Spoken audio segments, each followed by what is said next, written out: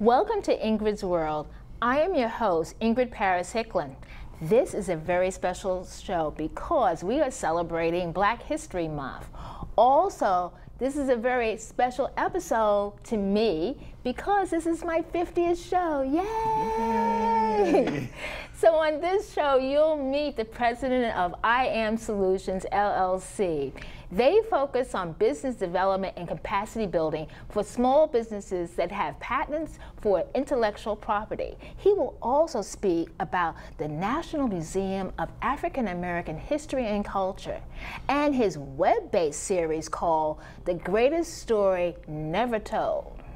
On this show also, you'll meet a phenomenal artist whose work has appeared in national award-winning exhibits. He paints characters from cultures and scenes to express the richness of life. He uses as inspiration Van Gogh, Picasso, Dali, and Jacob Lawrence. His hope is to inspire budding artists like him and hopefully inspire a new generation. So I'm so glad you're here to watch the show. Well, welcome, David. Thank you. So good to be back here with you again, Ingrid. Yes, indeed. So you have, tell us a little bit about what you've been up to. You've been to the museum? Yes, I went to the museum, and I'll tell you, it was even more than what I expected. Yeah. I mean, I was prepared for, I thought, an opportunity to walk through African American history, but it was so much more than that. Right. Yeah. So when you walked through, walked into the museum, what was your impression? My first impression as I started going through the museum was all of this stuff, all of these artifacts were scattered around the country in people's attics and people's basements, at universities and garages. And now it's all in a place where it can really be appreciated. Right. And what a shame it would have been if our history had remained scattered. Right. And the other thing that I was really impressed by, when you first get in there, you walk by the people that made financial contributions. So it's important to understand that this museum, that was started by an act of Congress in 2003, was a public-private partnership. I love it. Where the public had to come up with $250 million and Congress gave them $250 million. $250 million for the $500 million project. Wow. I mean, because you look at the fantastic building, yes, the structure of it, the location is phenomenal. And what do you think what's the impact of what we're seeing there in the museum? I think the impact of a visitor, the first thing I sort of decided when I started going through it was don't try to absorb everything at once. Okay. Because we were there 4 hours and we only got through 3 of the 5 stories. Wow. And that was with me going through with the anticipation of this not being my last time to go through. Right. Because I was sort of told ahead of time that there are 3,500 pieces on display, but they curated 37,000. So you're constantly walking through and say, if this is a representation of our history, and it's only a 1/10 of what they curated, how are they going to bring the rest of it to life in the future? Oh my goodness. So it sounds like it's going to be changing. I think over time, I guess they're right now they're going to sort of leave it the way it is, but over time they're going to have to figure out what are they going to do with those other pieces. Wow. Especially when you basically say they almost have 10 times as many as they have on display now. Oh my goodness. So it's really going to impact the visitor, when they're there. It's going to impact the visitor in a number of ways. And the first thing people have to realize, while it's the National Museum of African American History and Culture, yes, it tells our story, the oppressed, and it tells the story of the oppressor. Yes. So as you go through the museum, yes, you will experience what your ancestors did or got done to them. So people will go through there. At times you'll be angry when you see how people were treated during slavery and Jim Crow, etc. And then you'll have pride when you see some of the things that we accomplished in spite of being oppressed. And when you look at almost every field, it is wonderful to see how they display the different exhibits. And you start in the lowest level, which is what I would recommend someone would do to experience it, because you're starting down in the slave quarters. And as you come up on the elevator, as the elevator comes up, you can see time passing. So it's very, very important, especially if you're going to take your children. Yes. You can take them through a logical progression in time. Yes. Without having to do anything other than go to the exhibits and explain to them. In some cases, we're talking to them about things we experienced. That's the interesting thing. Wow. I will look at Tommy Smith when he raised his black glove, yes, and John Carlos, and I look at it in terms, that was a time when I was a world-class sprinter also. Wow. And you sit and say, when you hear his story, to think that he had the fortitude to stand up at that time, you know. Fortitude. And what it's meant, it's been a lasting symbol. Yeah, yes, exactly. So you not only, you know, you have that, and we're celebrating Black History Month, but I would like our viewers to know a little bit about this fantastic series that you have been doing, The Greatest Story Never Told. Exactly. Well, I came up with the idea, Sheila and I came up with the idea probably about... And Sheila is? Oh, Sheila Garnett is my better three-quarters. All right. My wife of 46 years. I love and it. the CEO of our company. Okay, excuse me. So I said, if I can take orders for 46 years, I know I can kick in these last 6. I love it. And we came up with the idea of really, there were great people walking among us who one day will be part of something like the African American Museum, whose story wasn't told or hasn't been told yet. Right. And I looked at it in terms of my initial focus was focusing on the excellence alumni that were coming out of the historically Black colleges and universities. Yes. And the reason I focused on the HBCUs was that without the HBCUs, there would be no Black middle class. Right. So as you start looking at what has happened over time you see the shift to some of the majority institutions, because we started having access to the majority institutions en masse around 1967 when University of Alabama realized that they needed some Black players.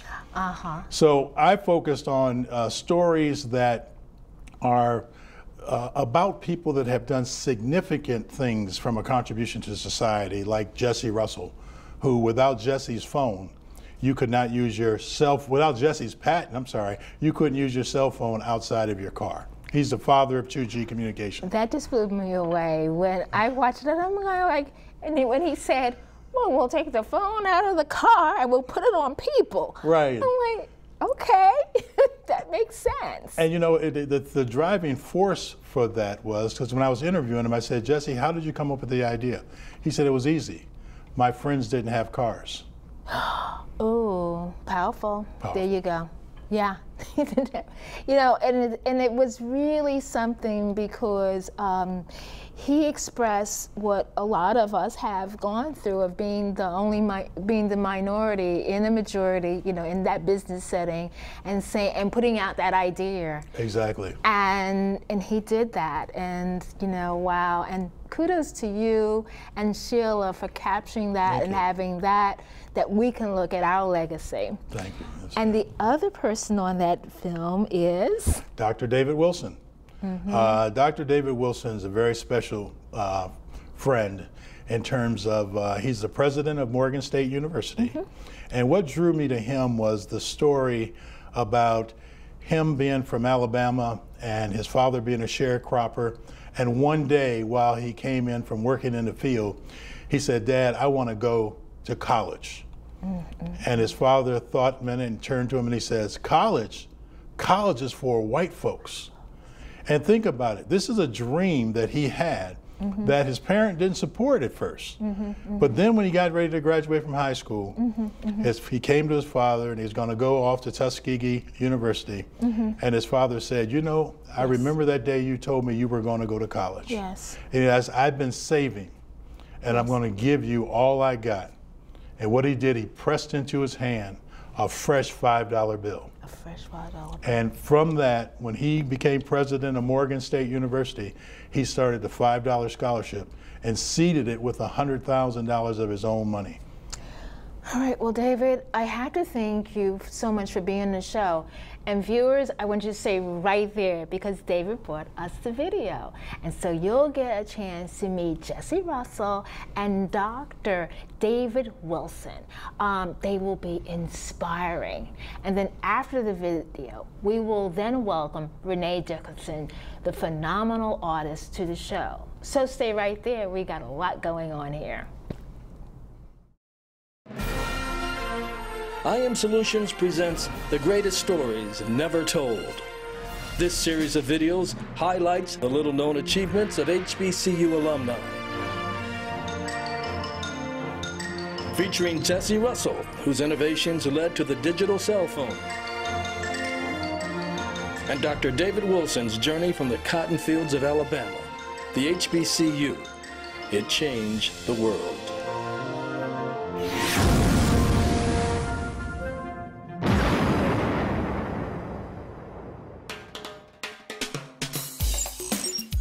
Few of us can imagine life without our cell phone.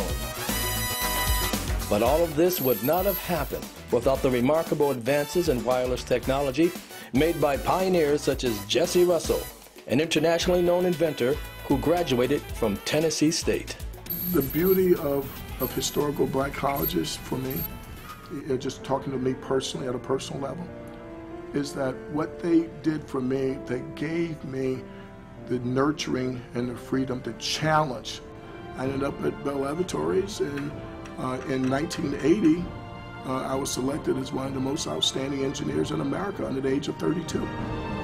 Coming from a very poor environment, single family, 10 brothers and sisters, at least 9 brothers and sisters. And I never will forget the first day I was on the job. I called the meeting of all the managers and so on. They were all white. I was the only black guy, right? And I was saying, well, what's the problem? You know, they said, the problem is that we could only make money when people are in the cars and the phone rings and they answer it. If they don't answer, it goes, it said most of the time people are not in the cars, right? And so what I said was, well, that seems like an easy problem to solve, right? Why don't we just take the phone out of the car and just put it on the people? What they didn't know, I was probably one of the leading authorities in digital signal processing. Because that's how I'd gotten the award before, but they didn't know that, right? So what I said was, oh, that's a simple problem to solve. What we'll do is that we'll completely digitize the speech. We'll substantially reduce the amount of bandwidth required on a per user basis. And I described to them how you could do that, by what modulation schemes you would use and so forth. Then I said, if you do the math on that, and I can show you how we do that, that you could get 4 times the number of people in the same amount of spectrum. And it took us from like 1984 to 88, and we built the first digital cellular system any place in the world.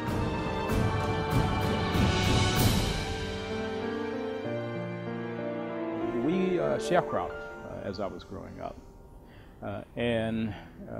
Sharecropping was this sort of tradition in the South where basically slaves were on plantations and they were working sun up to sundown, and then at the end of slavery, what basically happened there is that many of the blacks were still trapped in those circumstances. And so one day, after I guess we had grown tired of picking cotton and hoeing the fields, so to speak, we sat down and we had a conversation with my father and basically said to him, this is not the life that we want to live, and it's certainly not the life that I want to live.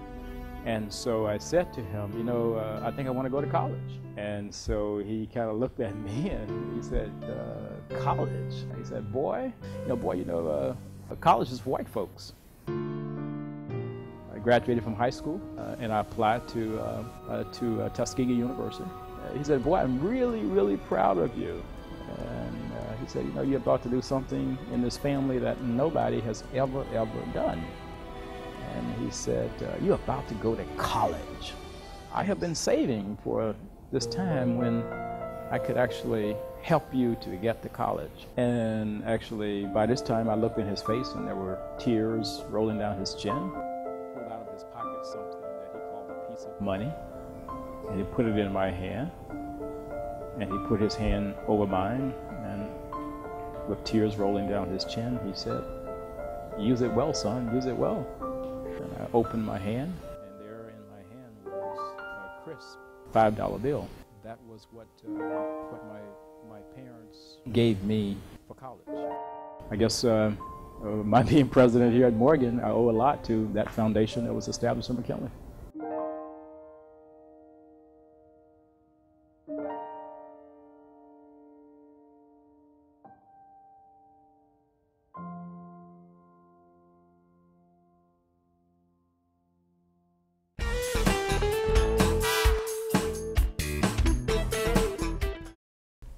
Well, welcome to the show, Renee. Great to have you. Thank you for having me, Ingrid. I'm glad to be here. Well, I tell you are this amazing artist, and I was so thrilled when you accepted the invitation to, to be on the show. So tell us a little bit about yourself. Well, Rene Dickerson. I'm born and raised in Oakland, California. Oh. Yeah. Moved here in 2001, November 2001, so I've been here. This November would be 15 years. 15 years? Yeah, and my wife was born in Washington, D.C., and that's how I met her in Oakland, and that's how we wound up back here on the East Coast. She wanted to move back home. Okay. And so we moved here to Virginia, and so we've been here ever since. Wow. So, so what schools did you go to, did you attend? Well, it's really interesting. I like to say, well, besides the primary schools, elementary, junior high, high school in Oakland, California. I went to the School of Hard Knocks. I'm a self-taught artist. No way. Yeah, basically I've been experimenting over the years, and I was an illustrator in the Army for 5.5 years, kind of honed in my skills. From there, I was a draftsman. And then I also did sign painting after coming out of the Army. Had a sign painting business, and I was always making art, always doodling and making art. And my father introduced me to the arts, wanted me to be an artist, and so over the years I would just develop. And this is what I've... and this is what... Yeah. I tell you, I took classes of the Corcoran School of Art, so that's why I wanted to know what school, because this is like, really very high out there. Oh my goodness. Yes. Well, tell us about, so what inspires you? I mean, this wonderful painting that you have here, Pittsville. Yeah, this is the story of Motown. The name of the painting is Berry's Vision. And Berry Gordy, of course, had a vision. It's a part of Americana. And Berry Gordy here was at 33 years old, and these were all of the early Motown acts that he personally developed. Up in the left-hand corner there is the Marvelettes, all the way to the Jackson 5 in the lower right-hand corner there, and then all of the other artists in between. My favorite out of all of the Motown groups, of course, was the Temptations. Yes. In fact, my friends know me as the sixth Temptation, I love so to speak. And to this very day, Otis Williams is a very good friend of mine and has been very instrumental in this taking place. I've done an album cover for the Temptations, and in 2011, they celebrated 50 years in the business. Really? And we had them in Leesburg at a gallery that was I was consigned with at the time. Yes. And we invited the Temptations in, and I unveiled My Girl, their signature song, which is the painting behind me. And it's a depiction. Girl. It's a depiction of My Girl, which is their signature song. So this is the original. This is the original painting. Oh my goodness.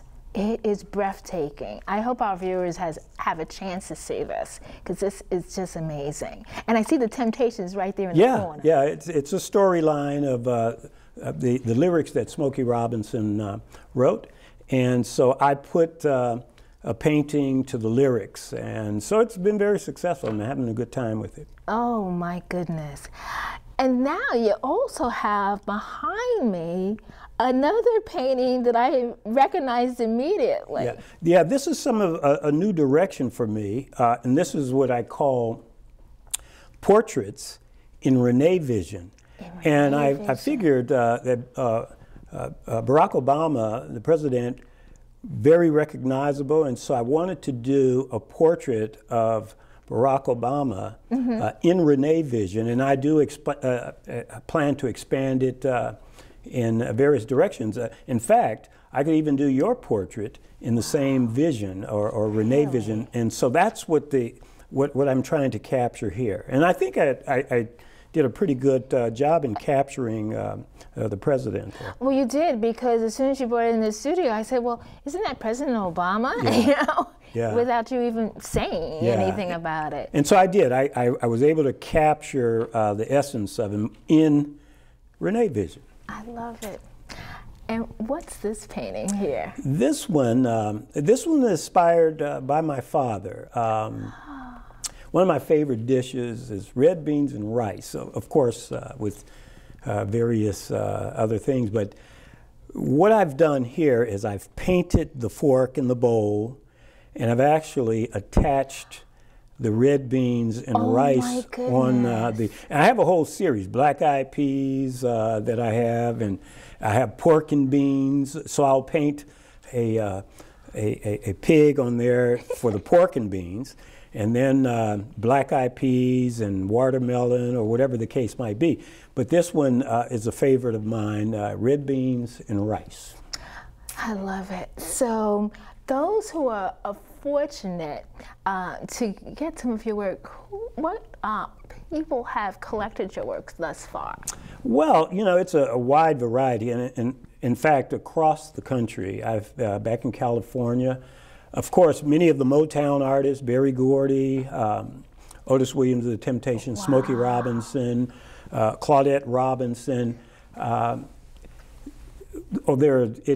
It's a wide range. Many doctors and then just, you know, regular folks. I tried to make the work affordable for the masses. And so a painting like this in various sizes, I want people to enjoy my work, and so it's not out of reach. It's not out of reach? Yeah, so there's a wide variety of people that are collecting. What I loved about the paintings, because I looked at this, and you can look at it and see something different every moment. Yeah. It's telling such a story, and I think that that's what's so unique about your paintings.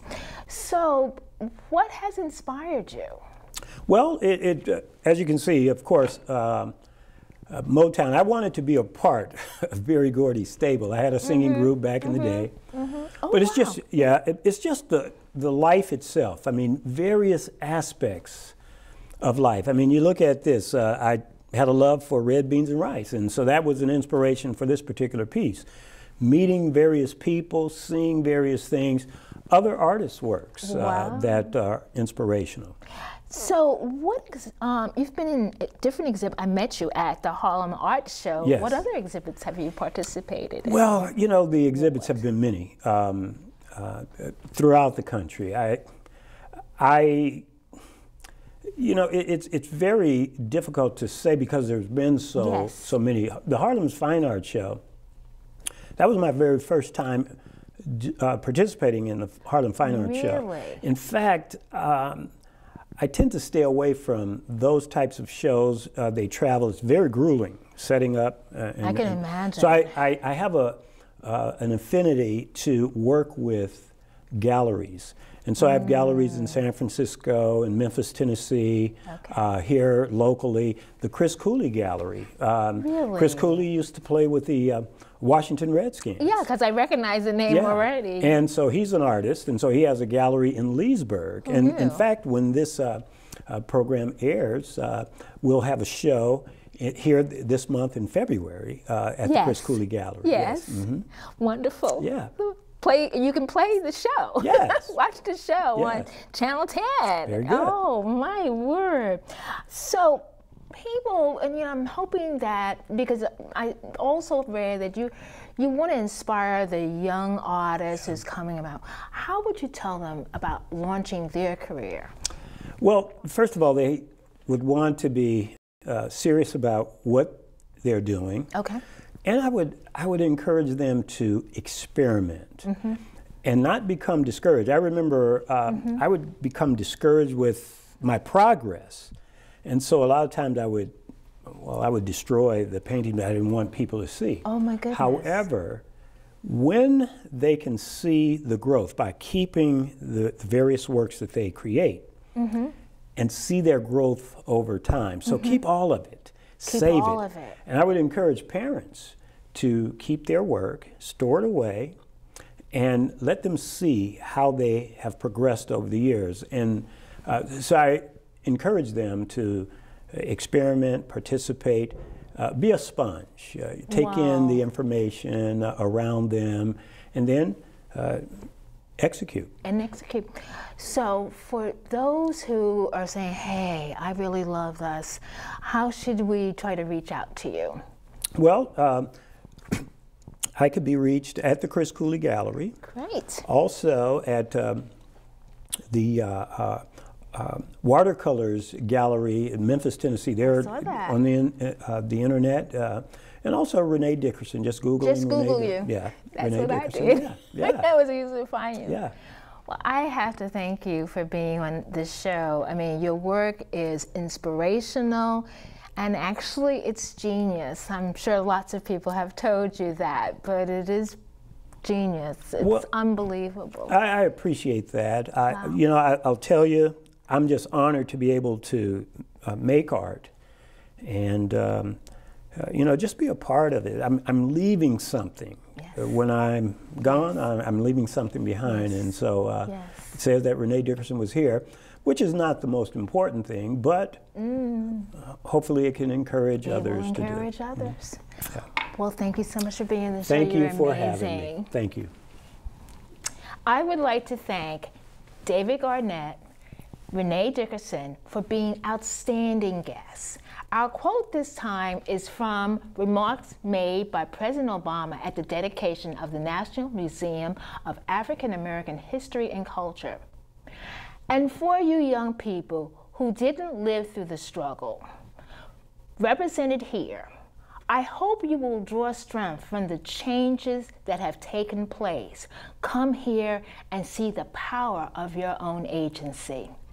Thank you for watching Ingrid's World, and don't forget to friend us on Facebook and follow Ingrid's World VA in Twitter and Instagram for instant Ingrid World news. So stay in touch and be a blessing to someone today. I would like to thank I Am Solutions, LLC for underwriting this episode of Ingrid's World. I Am Solutions, LLC provides capacity building for small businesses, HBCUs, disruptive technology, development, executive coaching. Their business purpose is philanthropic economics, doing good in the community while doing well as a company. Their telephone number is 703-926-9134, and their website is www.iamsolutionsllc.com.